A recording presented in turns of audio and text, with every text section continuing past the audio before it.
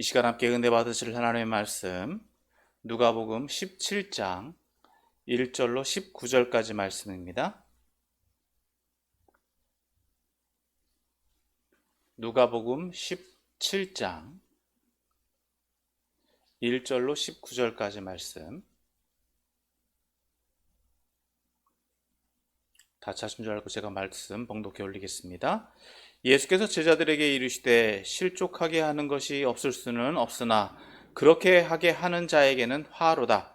그가 이 작은 자 중에 하나를 실족하게 할진대 차라리 연자 맷돌이 그 목에 매어 바다에 던져지는 것이 나으리라. 너희는 스스로 조심하라. 만일 내 형제가 죄를 범하거든 경고하고 회개하거든 용서하라. 만일 하루에 7번이라도 내게 죄를 짓고 7번 내게 돌아와 내가 회개하노라 하거든 너를 용서하라 하시더라. 사도들이 주께 여짜오되 우리에게 믿음을 더하소서 하니 주께서 이르시되 너희에게 겨자씨 한 알만한 믿음이 있었더라면 이 뽕나무더러 뿌리가 뽑혀 바다에 심기어라 하였을 것이요 그것이 너희에게 순종하였으리라. 너희 중 누구에게 밭을 갈거나 양을 치거나 하는 종이 있어 밭에서 돌아오면 그더러 곧 와 앉아서 먹으라 말할 자가 있느냐? 도리어 그더러 내 먹을 것을 준비하고 띠를 띠고 내가 먹고 마시는 동안에 수종 들고 넌 그 후에 먹고 마시라 하지 않겠느냐? 명한대로 하였다고 종에게 감사하겠느냐? 이와 같이 너희도 명령 받은 것을 다 행한 후에 이르기를 우리는 무익한 종이라 우리가 하여야 할 일을 한 것뿐이라 할지니라.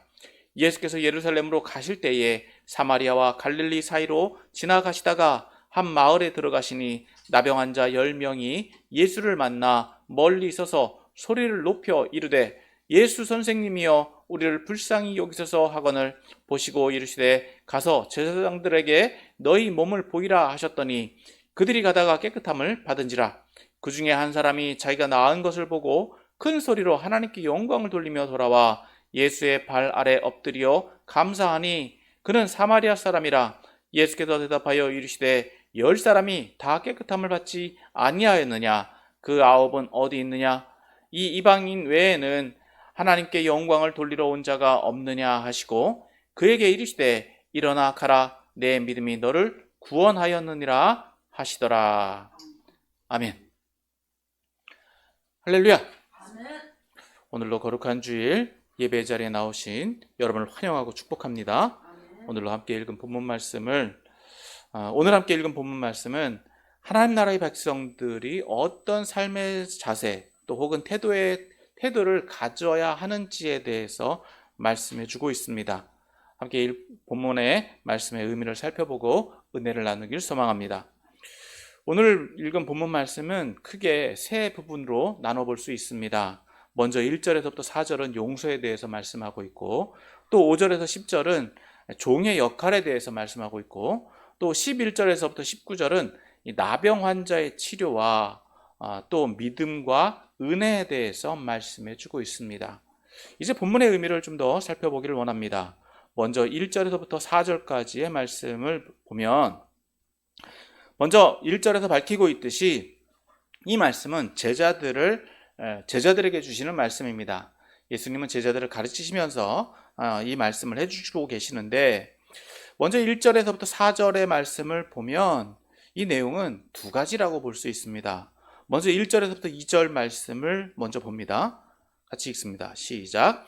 예수께서 제자들에게 이르시되 실족하게 하는 것이 없을 수는 없으나 그렇게 하게 하는 자에게는 화로다. 그가 이 작은 자 중에 하나를 실족하게 한진대 차라리 연자 맷돌이 그 목에 매어 바다에 던져지는 것이 나으니라. 자, 1절, 2절에 대해서는 실족하게 하는 자와 그렇게 한 사람에 대한 심판에 대해서 말씀해 주고 있습니다. 또 3절, 4절 말씀을 또 봅니다. 3절, 4절 같이 읽습니다. 시작. 너희는 스스로 조심하라. 만일 내 형제가 죄를 범하거든 경고하고 회개하거든 용서하라. 만일 하루에 7번이라도 내게 죄를 짓고 7번 내게 돌아와 내가 회개하노라 하거든 너는 용서하라 하시더라. 자, 이 말씀에서는 회개와 용서에 대해서 말씀해 주고 있는데, 먼저 1절, 2절의 말씀을 좀 더 살펴보면 여기서 먼저 실족하게 하는 것이 무엇이냐는 것입니다. 실족하게 한다는 의미는 누군가로 하여금 잘못하게 하거나 또 죄를 짓게 만드는 행위라고 볼 수 있습니다. 먼저는 이제 실족하게 한다라고 하는 것, 즉 고의적으로 남에게 위해를 가한다든가, 혹은 미필적 고의로 내가 의도하지 않은 상태에서 내가 그런 의도 없이 다른 사람을 실족하게 하는 것, 화를 내게 한다든지 또 다른 사람에게 위해를 가하는 행위들을 의미한다고 볼 수 있습니다. 그런 의도, 즉 앞서 말한 것처럼 내가 고의를 가지고 있다면 당연히 책임은 그 고의성을 가지고 행한 자에게 물을 수 있겠지요. 그런데 미필적 고의, 내가 의도하지 않았음에도 불구하고 다른 사람을 분노하게 하거나 다른 사람에게 위해를 가한다라고 하는 것 또한 책임을 물을 수 있다는 것입니다. 자, 그렇게 하는 사람에게는 화로다, 즉 심판이 임한다라고 하는 거예요. 심판이 임할 수 있다라고 하는 겁니다. 심판을 영향력이 그에게 주어진다라고 하는 것입니다. 자, 여기에서 2절에서 보면 그가 이 작은 자 중에 하나를 실족하게 할진대 차라리 연자맷돌이 그 목에 매어 던져지는 것이 나으니라. 즉 한 사람이 실족했다. 즉 한 사람이 실족했다라고 한다면 다른 사람에 의해서 내가 실망하거나 혹은 배교하거나 혹은 그 사람 때문에 영향을 받아서 죄를 지었다라고 한다면 어떻게 그 사람에게 심판이 들어가느냐? 연자맷돌이 그 목에 매여 바다에 던져지는 것이 낫다. 얼마나 심각하게 그 사람에게 적용되겠느냐는 것입니다. 자, 여기서 작은 자다라고 한다면 사회적 약자를 의미할 수도 있고, 혹은 그 어떤 영향력을 행사당하는 사람이라고 볼 수 있습니다. 그런 사람들에게조차도 배려되어지고 또 그런 사람에게조차도 어떤 보호되어지는 말씀이다라고 볼 수 있는 것입니다. 자, 이제 3절, 4절의 말씀을 좀 더 살펴보면 여기서 보면 조심하라라고 말씀하고 있습니다. 즉 주의해야 될 대상이 누구냐? 이 말씀을 듣고 있는 제자들이다라고 하는 것이죠. 그 제자들에게 경고의 말씀으로 주시는데 여기서 내 형제가 죄를 범하거든. 여기서 형제가 누구냐는 것입니다. 여기서 좀 조심해서 볼 것은 이 형제를 앞에 1절, 2절과 연결해서 보면 1절에서 말한 것, 남을 실족하게 하는 사람, 고의적으로 남에게 위해를 가하는 사람이거나 또 혹은 미필적 고의로 남에게 위해를 가하는 사람이라고 볼 수 있습니다. 그런데 이 사람이 나와 관계가 있느냐 없느냐라는 관점에서 본다고 한다면, 자, 이 말씀을 1절, 2절과 연결해서 보면 이 사람은 나와 관계가 있는 사람이죠. 내 형제가 죄를 짓거든. 즉 나에게 위해를 가했다라고 하는 거예요. 물론 나와 상관없다고 할지라도 그 사람은 누군가에게 죄를 지었을 수도 있다라고 하는 겁니다. 그렇다라고 한다면, 자, 첫 번째로는 그 사람에게 경고하는 것이죠. 경고해 줘야 된다. 당신이 지금 죄를 짓고 있습니다. 죄를 짓지 말라고 경고를 해줘야 되는 거지. 해주라는 말이죠. 그런데 그 사람이 회개했다, 죄를 깨닫고 돌이켜서 용서를 구한다 라고 하면 어떻게 해야 되느냐? 오늘 본문 말씀에는 용서해 주라는 거예요. 근데 그 용서의 범위가 어느 정도까지냐? 4절에서 이렇게 말씀하고 있습니다. 만일 하루에 7번이라도, 이 수는 완전수를 의미합니다. 반복적으로 지속적으로 계속해서 그 횟수를 제한하지 않고 이렇게 죄를 범했다. 그런데 그 대상이 누구라고요? 여기서 나에게, 내가 그 작은 자가 될 수 있고, 고의든 미필적 고의든 내가 그 사람 때문에 영향을 받았다라고 하는 거예요. 물론 다른 대상이 될 수도 있겠죠. 상대적인 걸로 이 비유로 말씀하고 있습니다. 대유법인데, 그렇게 내가 피해를 보고 상처를 받고 심지어 내가 안 져도 되는 죄를 지었다. 물론 나도 제가 죄인이 될 수도 있다라고 하는 거예요. 그 사람 때문에. 굉장히 억울하겠죠. 그래서 그 사람이 나에게 용서를 구한다. 어떻게 해야 되느냐? 내게 죄를 짓고 7번 내게 돌아와 내가 회개하노라 하거든. 어떻게 해주라고요? 용서해 주라는 거예요.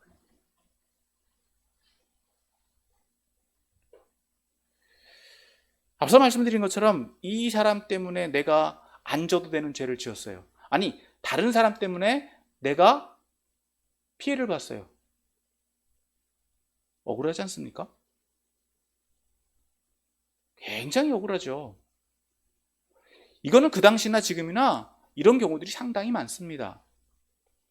나는 바르게 살았는데 다른 사람 때문에 내가 지은 죄도 아닌 다른 사람의 죄를 내가 대신 져야 돼요. 근데 심지어 그 사람은 빠져나가요.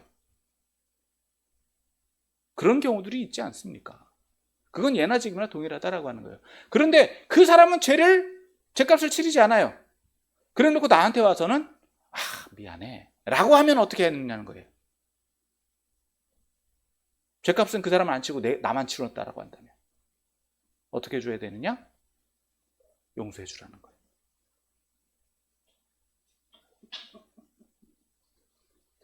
참 어렵습니다. 그때 이제 5절 말씀을 볼 수 있어요. 5절 같이 봅니다. 시작. 사도들이 주께 여짜오되 우리에게 믿음을 더하소서. 자, 사도들도 이 말씀을 받아들이기가 쉽지 않았을 것입니다. 예수님의 제자들도 이 말씀을 받아들이기가 쉽지 않았을 거예요. 그러니까 이거는 사람의 힘으로 가능한 것이 아니라 무엇으로 가능하다? 믿음으로 가능하다. 그러니까 믿음을 더해달라. 우리가 지금 믿음은 있는데 더 큰 믿음이 필요하다라고 하는 거죠. 자, 그런데 이 믿음을 더해달라고 하는 예수님의 말씀에, 제자들의 말에 대해서 예수님이 뭐라고 말씀하시느냐? 6절입니다. 6절. 같이 봅니다. 시작. 주께서 이르시되 너희에게 겨자씨 한 알만한 믿음이 있었더라면 이 뽕나무더러 뿌리가 뽑혀 바다에 심기어라 하였을 것이요 그것이 너희에게 순종하였으리라. 자, 예수님의 말씀은 뭐냐? 예수님의 말씀은 뭐냐? 이건 믿음의 크기가 아니다라고 하는 거예요. 겨자씨 한 알만한 믿음. 큰 믿음입니까? 작은 믿음입니까? 작은 믿음이죠. 이미 이 말씀을 우리가 잘 알아요. 그런데 이 말씀을 어떻게 적용해 주시느냐는 거예요. 믿음의 크기가 아니라 이건 믿음의 유무다라고 하는 거예요. 이미 작은 믿음만 있어도 이미 그 믿음 때문에 어떻게 된다고요? 불가능한 일이 가능하게 된다. 이 뽕나무더러 뿌리가 뽑혀 바다에 심기어라라고 하면 심기어질 것인데 그 믿음은 어떤 믿음 때문에 된다? 겨자씨만한 믿음만 있어도 된다라고 하는 거예요. 그러니까 어떻다고요? 못하는 게 아니라 안 하는 거다라고 하는 거예요. 겨자씨만한 믿음만 있어도 이건 된다라고 하는 거예요. 다시 정리해드리면 큰 믿음이 필요하냐? 여러분, 우리에게 있어서는요, 큰 믿음보다도 믿음이 있느냐 없느냐가 더 큰 문제다라고 하는 거예요. 많은 사람들이 믿음의 분량을 가지고 얘기를 하는데 예수님은 그게 아니라 그 자체보다도 더 중요한 믿음이 있느냐 없느냐가 더 중요하다. 할 수 있냐 없냐가 문제가 아니라 할 수 있는데 안 하는 거다라고 하는 거예요.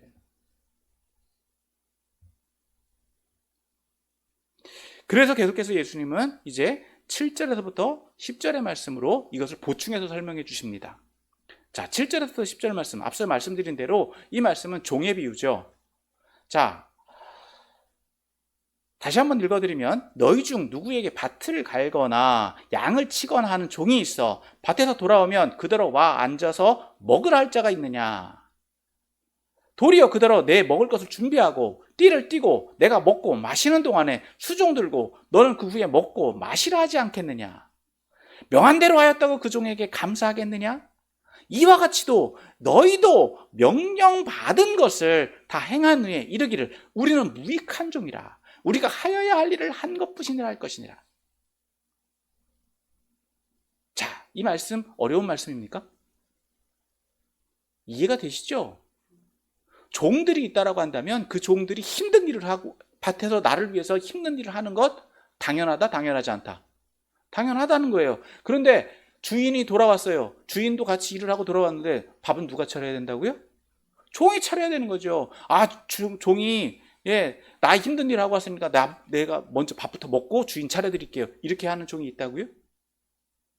종은 주인부터 챙기는 것이 맞다. 그랬다라고 할지라도 어떻다고요? 종이 내가 이렇게 힘든 일을 했습니다. 내가 큰 일을 했습니다. 어려운 일을 했습니다. 자랑할 것이 있다 없다? 없다는 거예요. 왜? 이건 내 일입니다. 당연히 할 일을 했습니다. 마찬가지로 예수님도 제자들에게 동일하게 말씀해 주시는 거예요. 용서해 주는 것 종이 해야 되는 일이다. 당연히 우리가 해야 될 일을 하는 것, 하지 못하는 것이 아니라 할 수 있는 일이고 해야 되는 일이다. 믿음대로 산다라고 하는 것 다시 이따가 좀 더 적용해 드리겠지만은 믿음대로 사는 건 당연한 일이다. 큰 믿음, 작은 믿음 따질 것이 아니다라고 하는 거예요. 믿음이 있으면 할 수 있다라고 하는 거예요. 자, 이에 대해서 이 말씀을 조금 더 보충해서 오늘 본문은 세 번째 이야기로 넘어갑니다. 자, 세 번째 11절 말씀 먼저 봅니다.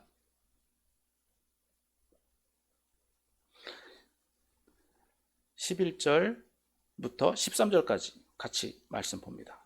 시작. 예수께서 예루살렘으로 가실 때에 사마리아와 갈릴리 사이로 지나가시다가 한 마을에 들어가시니 나병 환자 10명이 예수를 만나 멀리 서서 소리를 높여 이르되 예수 선생님이여 우리를 불쌍히 여기소서 하거늘. 자, 11절에서 볼 수 있듯이 이 11절, 12절은 오늘 본문 말씀 요 상황의 배경이 되죠. 예수님이 지금 예루살렘으로 가시는 중이다라고 하는 거예요. 앞에서부터 우리는 계속해서 지금 예수님이 어디로 가고 계시는 것을 볼 수 있습니까? 예루살렘으로 올라가시는 여정 중에 있어요. 지금 계속해서 예수님은 예루살렘으로 가시는 길을 멈추지 않고 가시는 가운데 지금 위치가 어느 정도냐? 사마리아와 갈릴리 정도, 중간 정도에 이르렀다라고 하는 거죠. 그 마을을 그 중에 한 마을에 들어가셨는데 그 마을에서 누구를 만나느냐? 10명의 나병 환자를 만났습니다. 자, 그들이 이제 예수님을 알아보고 이렇게 외치는 거예요. 13절에서 예수 선생님이 우리를 불쌍히 여기셔서, 여기서 불쌍히 여겨달라는 하는 것은 자비를 구하는 것, 어떤 적선을 의미할 수도 있지만 여기서 앞에서 자기들이 부르고 있는 대상을 분명히 알고 있느냐 모르고 있느냐 그걸 본다면 알고 있다라고 하는 거죠. 즉 예수님이 누구인지를 알아요. 그러니까 지금 이 말씀은 뭐냐? 자신들을 고쳐달라고 하는 요청이다라고 하는 겁니다. 자, 이런 고쳐달라고 하는 요청에 대해서 예수님 어떻게 반응하시느냐? 14절입니다. 14절 같이 읽습니다. 시작. 보시고 이르시되 가서 제사장들에게 너희 몸을 보이라 하셨더니 그들이 가다가 깨끗함을 받은지라. 자, 예수님은 그 나병 환자들의 요청을 들어주셨던 거죠. 그런데 여기서 말씀을 좀 보면 이들이 치료를 받아서 간 것이냐 아니면 말씀에 순종해서 가는 과정 가운데 자신들이 치료를 받은 것이냐를 본다면 이들은 치료를 받고 간 것이 아니라 말씀대로 순종해서 가는 가운데 치료를 받았다라고 하는 거예요. 여기서 왜 제사장들에게 너희 몸을 보이라라고 말씀하셨느냐면 나병 환자가 치료받은 증거를 누구에게 확인받느냐? 제사장에게 확인받는 거예요. 제사장이 당신이 나병 환자다라고 인정하면 이 사람은 나병 환자예요. 그래서 이 나병 환자들은 전염성이 있다라고 생각했기 때문에 무리에서, 즉 마을에서 일정한 거리를 두고 생활을 해야만 합니다. 그 지역 내로 들어올 수가 없어요. 그리고 혹여라도 자신이 그 몸 상태가 치료되었다라고 할 때, 확신이 들 때 또 그 증거를 누구에게 확인받느냐? 제사장에게 확인받는 거예요. 그래서 이 사람은 나병이 다 치료되었습니다, 완쾌되었습니다 라고 하면 이 공동체, 생활 영역으로 들어와서 생활할 수가 있는 겁니다. 그러니까 예수님이 지금 너희 몸을 보이라 말씀하셨던 것은 그들의 몸이 치료되었을 가능성, 즉 그 말씀, 아직은 치료받지 않았지만 그 말씀대로 일단은 행하고 볼 수밖에 없다라고 하는 거죠. 그런데 어떻게 되었다고요? 그들이 가다가 깨끗함을 받은지라. 깨끗함, 즉 말씀에 순종해서 가는 가운데 그들이 치료되었다라고 하는 거예요. 그런데 그들이 확실하게 알았느냐 몰랐느냐는 15절에서 말씀하고 있습니다. 15절 같이 봅니다. 시작.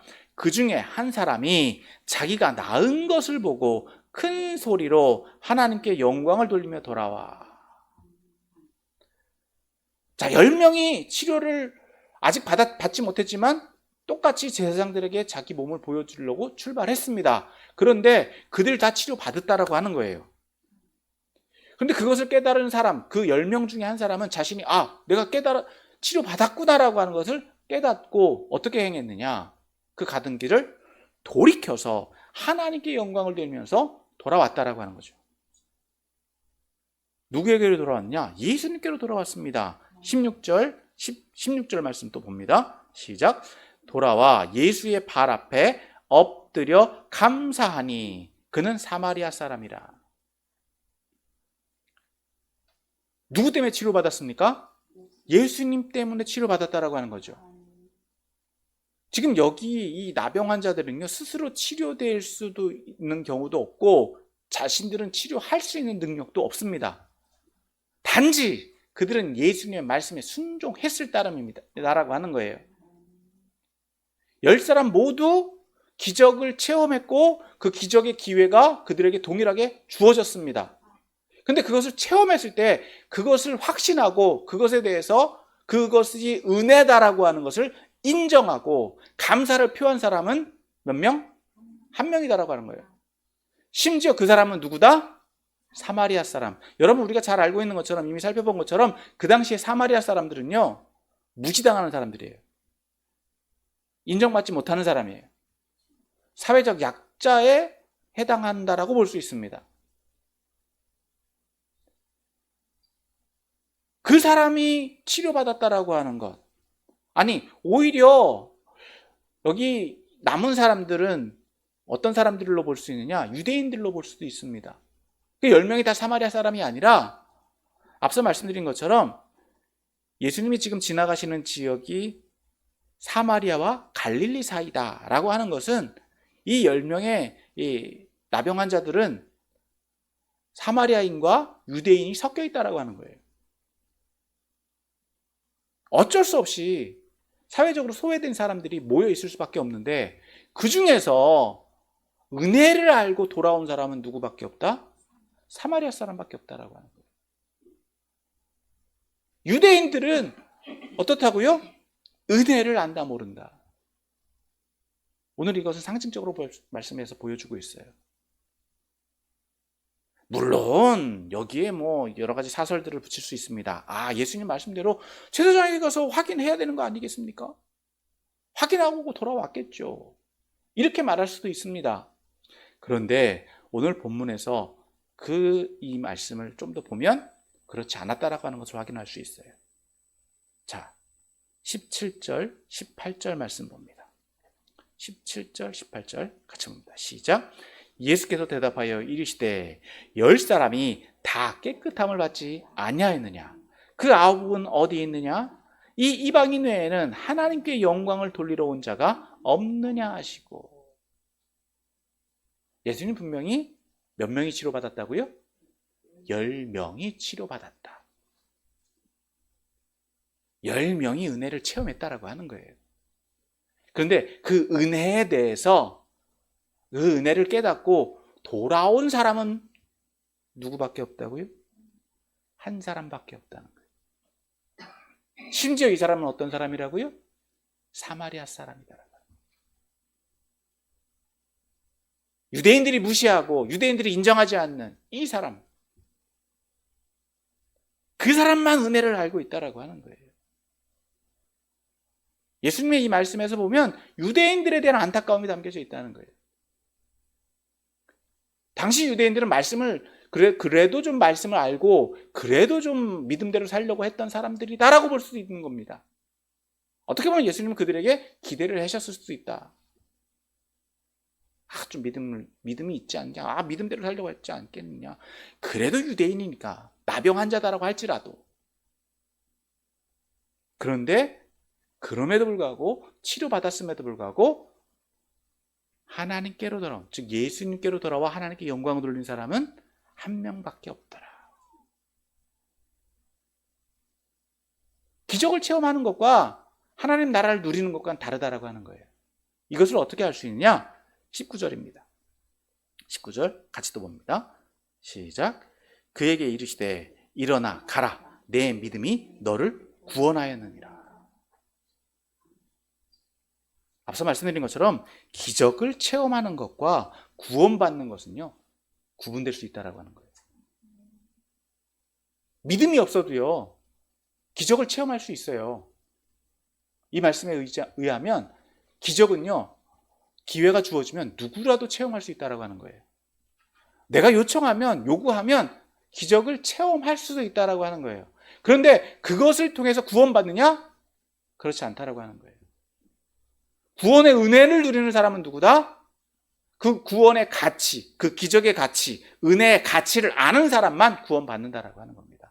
다시 말해서 예수님을 인격적으로 만나는 사람이 예수님으로부터 구원의 확신을 받게 되더라.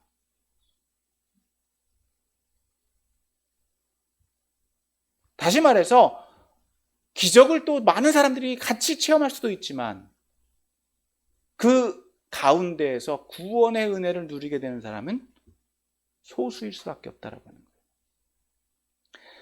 또 이 말씀을 정리하면 하나님에 의해서 보편적 은혜를 누릴 수는 있지만 그 은혜를 깨닫고 돌아오는 사람들은 자신의 행위로 말미암아서 돌이킴, 즉 회개잖아요.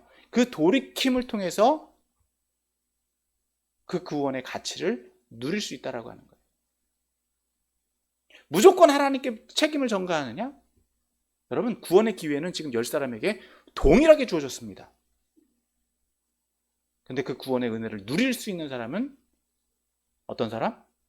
돌아온 사람만 누리는 거예요.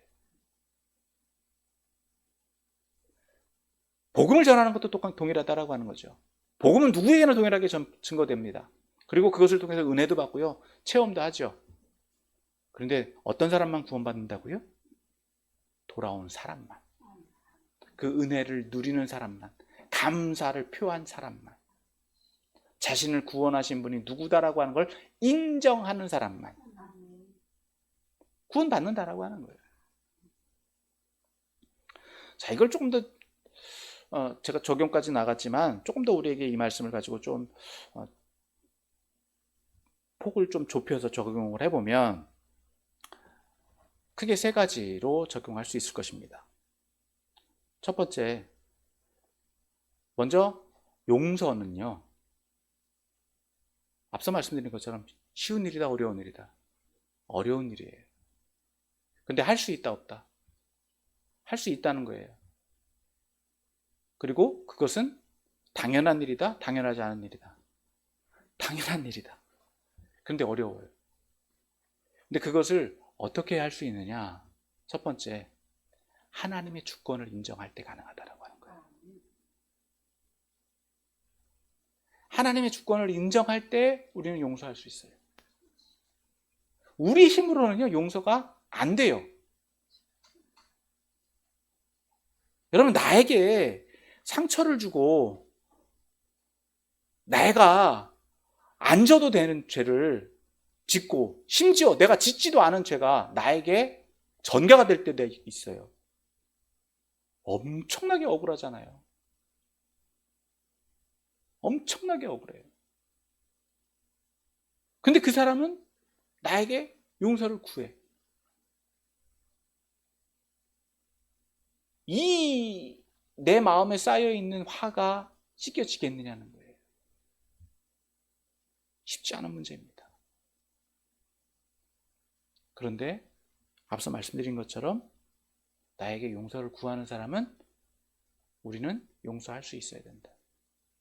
왜? 그것은 우리가 해야 되는 일이기 때문에. 다시 말해서 이 말씀을 좀 더 정리를 해드리면 왜 그렇게 할 수밖에 없느냐? 전제가 있습니다. 첫 번째, 심판은 있다 없다. 심판은 있다라고 하는 거예요. 여러분, 분명히 오늘 본문에서 말씀하고 있는 것처럼 실족하게 하는 것이 없을 수는 없으나 그렇게 하는 자에게는 화로다. 즉 심판이 있다라고 말씀하고 있어요. 더 나아가서 2절에서 말씀하고 있는 것처럼 이 작은 자 중에 하나를 실족하게 할진대 차라리 연자맷돌이 금목에 매여 바다에 던져지는 것이 나으니라. 실족하게 하는 사람은요, 바다에 목에 연자맷돌 매달아 갖고 바다에 던져지게 하겠다라고 하는 거예요. 그만큼 심판은 있다라고 하는 거예요. 분명히 심판은 있다. 문제는 용서할 사람은 그걸 인정하는 것이 먼저다라고 하는 거죠. 즉 그 심판의 주권자가 누구냐라고 하는 거예요. 그 심판의 주권자가 누구다? 하나님이다라고 하는 거예요. 상처는 내가 받지만 심판은 누가 하신다? 하나님이 하시는 거예요. 나를 하나님, 즉 여기서 전제는 뭐냐? 내가 하나님 믿느냐 안 믿느냐죠. 믿음에 있는 사람은 누구를 인정합니까? 하나님 인정해요. 즉 내가 하나님 앞에 떳떳하면 내가 그 사람을 하나님 앞에 고소할 수가 있는 거예요. 그럼 심판은 누가 하신다? 하나님이 하는 거죠. 그 사람이 용서가 안 되는 거는요, 내가 그 사람을 심판하려고 하기 때문에 그래요. 그렇다라고 한다면 나도 하나님 앞에서 범죄자가 되는 거예요. 그래서 예수님이 분명하게 말씀해 주시는 게 뭐냐? 여기서 전제는 하나님의 주권을 인정하면 내가 억울하고 내가 감당하기 힘든 거 알아. 하지만 그건 당연한 거. 해야 되는 일이야. 라고 말씀해 주시는 거예요. 그런데 여기서 또 하나의 전제는 뭐냐? 그 사람이 회개하고 돌이키면이에요. 여러분 이게 순서를 잘 알으셔야 돼요. 그 사람이 회개도 안 했는데 내가 용서할 수 있겠습니까? 그 사람이 잘못을 인정하지도 않았는데 내가 먼저 용서한다라고 해서 그 용서가 인정되는 것은 아니다라고 하는 거예요. 여러분 이게 굉장히 중요한 거예요. 나는 우리가 해야 되는 일은 뭐냐? 용서부터 하는 게 아니라 하나님 앞에 아뢰는 거예요. 내 문제를. 주권을 하나님 앞에 넘겨드리는 거예요. 용서는 그 다음이에요. 왜? 하나님이 용서하셨다라고 한다면요, 그 사람이 회개할 것이고, 하나님이 용서 안 하시면요, 그 사람에게 마땅한 죄값이 치러진다라고 해요. 우리는 그때 그 모든 것을 맡겼기 때문에 우리는 그때 자유로울 수 있어요. 그렇지 않으면요, 여러분, 그 죄값을 동일하게 나도 지고 있는 거예요. 내 주권을 맡기지 않는다라고 하면 용서가 안 돼요. 내 주권을 하나님 앞에 맡겼을 때서야 비로소 용서가 되는 거예요. 정리가 되십니까? 조금 어려워요. 그러니까 우선순위를 잘 알으셔야 돼요. 용서부터 하고 본다? 용서는 하나님의 용서가 먼저예요.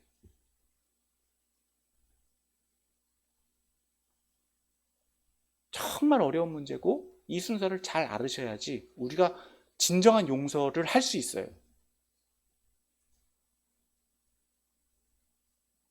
자, 두 번째. 앞서 말씀드린 대로 두 번째, 종의 예화를 통해서 볼 수 있는 것처럼 믿음대로 사는 것은 여러분 당연한 일이다, 당연하지 않은 일이다. 당연한 일인 거예요.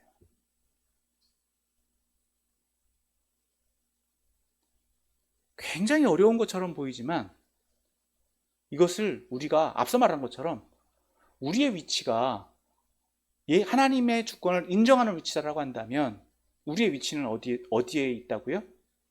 종의 위치에 있다라고 하는 거예요. 그게 말씀에 순종하는 삶이다라고 하는 거예요. 나의 주권을 인정하기보다 누구의 주권을 인정하는 것?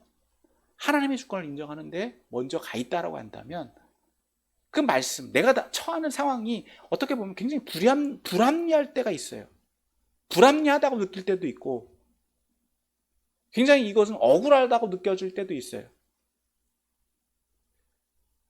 그런데 하나님이 정해놓은 믿음의 틀 속에서 보면 그것을 감당하는 것은 당연할 수밖에 없다라고 하는 거예요. 그런데 이것을 감당할 수 있는 것은 믿음이 커서 작아서 믿음의 크기에 따른다라고 말씀하고 있느냐? 그렇지 않다라고 하는 거죠. 이것을 감당할 수 있는 건 무엇 때문이다? 믿음이 있느냐 없느냐라고 하는 거예요. 그걸 감당하지 못하는 것은 믿음이 있는 거다 없는 거다? 없는 거다라고 하는 거예요. 얼마만큼의 믿음도 겨자씨만한 믿음도 없다라고 하는 거예요. 그러니까 우리가 하나님 앞에서 어떻게 할 수밖에 없느냐, 어떤 위치에 있을 수밖에 없느냐, 겸손할 수밖에 없는 거예요. 우리가 세상을 다 이해할 수 있습니까? 우리가 세상을 다 감당할 수 있습니까? 지금 내 입장에서는 그것이 불합리해 보이고 그것이 부당해 보이고 그것이 이해할 수 없지만 그래도 어떻게 할 수밖에 없다. 우리는 믿음으로 살 수밖에 없다라고 하는 거예요. 나를 실족하게 만들고 나를 범죄함 가운데 끌어당겨서 심지어 나를 무능하다고 여기게 만들고 나를 무시당하는 것처럼 보여질지라도 그래도 우리는 어떻게 살아야 된다고요? 믿음대로 살아야 된다라고 하는 거예요. 왜?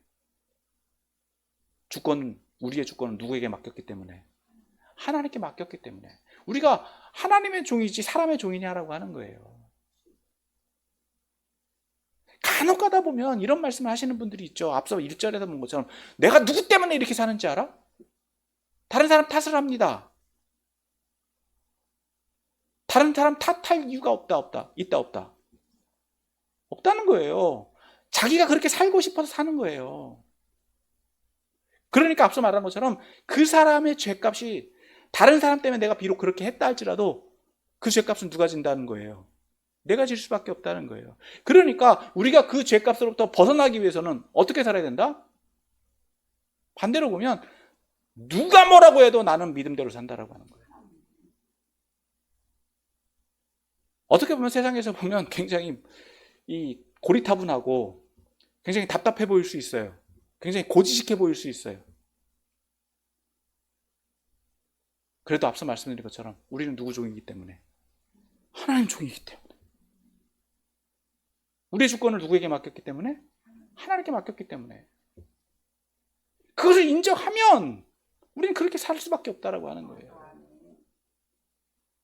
지난주에도 말씀드린 것처럼 세상에 법이 없어도 산다. 여러분, 우리는 세상의 법이 아니라 누구 법대로 산다? 하나님 법대로 산다. 법 없이는 살 수 없는 거예요. 그러니까 우리는 누구 법대로 산다? 하나님 법대로 산다. 그리고 그렇게 살았다라고 해서 엄청난 일들을 했다라고 해서 우리가 인정받을 것이냐? 여러분 10절 말씀 같이 한번 읽어봅시다. 10절 말씀 같이 한번 읽겠습니다. 시작. 이와 같이도 너희도 명령 받은 것을 다 행한 후에 이르기를 우리는 무익한 종이라. 우리가 하여야 할 일을 한 것뿐이라 할지니라. 당연하게 살았다라고 하는 거예요. 그건 당연한 일이다라고 하는 거예요.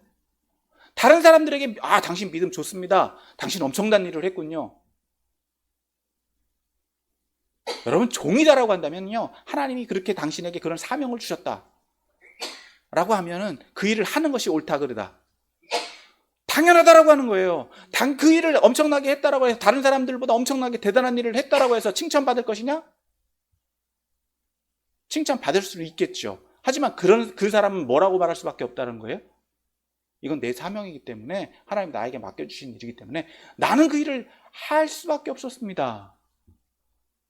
당연한 일입니다 라고 하는 거예요.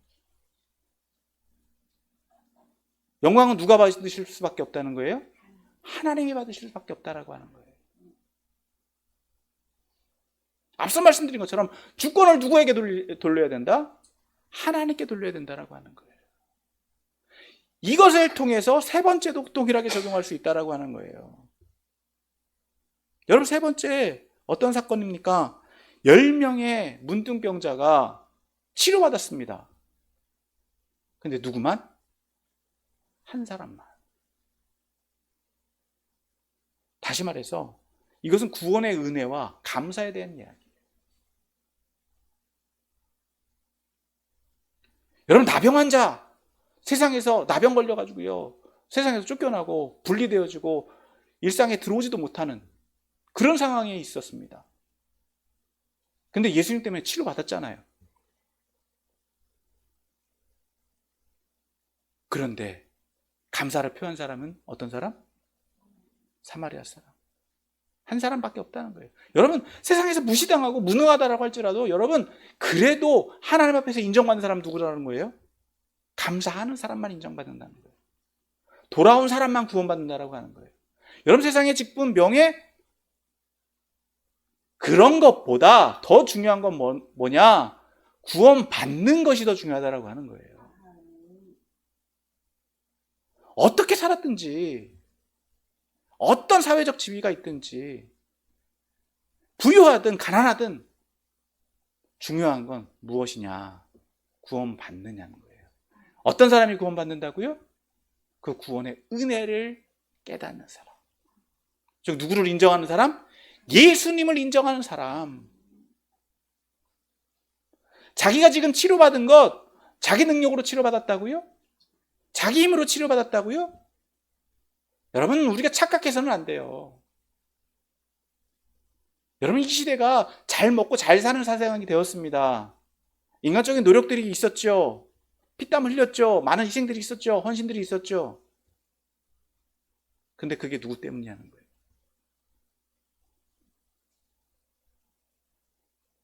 그거보다 더 중요한 건 뭐냐고요? 뭐라고요? 하나님 나라에 가는 거. 여러분, 세상에서도 은혜를 갚으면은요, 여러분 공로상 받습니다.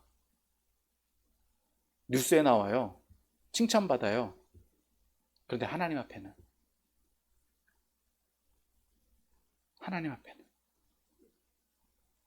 여러분, 저는 좀 죄송합니다만 우리가 욕심 부릴 거 없어요. 뭐 하나님 나라에 가서 큰 집 들어가겠다? 들어가느냐 마느냐가 더 중요해요. 들어가느냐 마느냐예요. 여러분, 하나님 나라 가면요 다 똑같아요. 물론 성경에서 큰 집 작은 집 얘기가 나오기는 합니다만, 여러분, 하나님 나라에 가는 것 자체가 은혜인데, 여러분, 큰 집에 살든 작은 집에 살든 거기서는 하나님 찬양하는 게 주 업무인데 뭐 세상하고 똑같게 여기겠습니까? 여러분, 그 가치를 동일하게 여기에서는 여러분, 천국도요, 그러면 세상하고 다를 게 없는 거예요. 여러분, 우리가 생각을 조금만 바꿔야 돼요. 하나님 나라 가느냐 마느냐가 더 중요한 거예요. 그러니까 여러분, 은혜에 감사하실 수 있기를 바랍니다. 하나님 앞에서 우리가 세상에 살아갈 때 겸손하면 돼요. 겸손해야 돼요. 조금 안다라고 해서, 조금 높은 자리에 있다고 해서 여러분, 자랑할 거 없습니다. 의시될 거 없습니다. 우리가 지난주 말씀에 가서 봤잖아요. 부자와 나사로. 어떤 사람이 더 웃고 있었습니까? 나사로잖아요. 세상에서 조금 유익하게 살 수, 물론 좋아요. 그러면 어떤 게 더 좋을까요? 세상에서도 잘 살다가 하나님 나라에 가서도 누리는 것이 더 좋겠죠. 성경은 무조건 세상에서 가난하게 살라고 말씀하고 있지 않습니다. 세상에서도 하나님 나라를 누리고 하나님 나라를 그대로 가라라고 말씀하고 있어요. 이것이 믿음의 사람들이 살아가는 방법입니다. 그러면 사랑하는 성도 여러분, 오늘 17장 말씀을 통해서 우리가 하나님 나라 백성으로서 살아갈 때, 사실 하나님 나라 백성으로 살아가면요, 세상에서 물질이 있고 없고가 중요한 게 아니라 하나님 나라를 누리냐 안 누리냐, 못 누리냐가 더 중요한 거예요. 그 말씀은 이제 다음번 말씀이기 때문에 여기까지만 하고요. 그러므로 여러분 우리가 해야 되는 일은 하나님 나라 백성이다라고 한다면 하나님 나라 백성답게 살면 된다. 그런 믿음의 삶, 구원받은 삶을 살아가는 저와 여러분들이 다 되시기를 예수님의 이름으로 축원합니다.